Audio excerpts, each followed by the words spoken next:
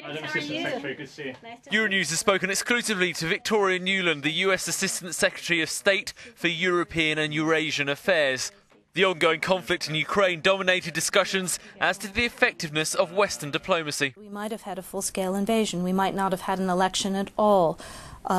Russia does continue to destabilize in eastern Ukraine, and it does still hold Crimea, but they've also paid a very severe price, which Russians, the citizens who vote in Russian elections, need to think about.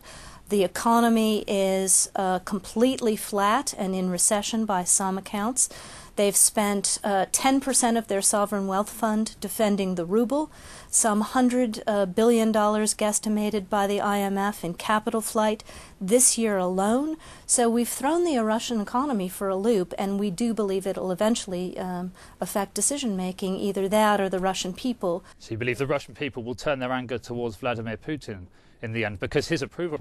Well, he's feeding them with nationalist rhetoric, but that doesn't bring them better schools, better roads, better opportunities, better economic conditions in their own country. And at a certain point, they're going to have to ask, what's the point of hemorrhaging all this money to destabilize our neighbor when conditions at home are not improving? Is Crimea a lost cause? Do you now accept that that is now going to remain in Russian hands? Neither the Ukrainian people nor the US and EU countries will ever accept the violation of the sovereignty and territorial integrity of Ukraine. Interestingly, we'll have to see what the people of Crimea begin to think as their economy begins to shrivel up.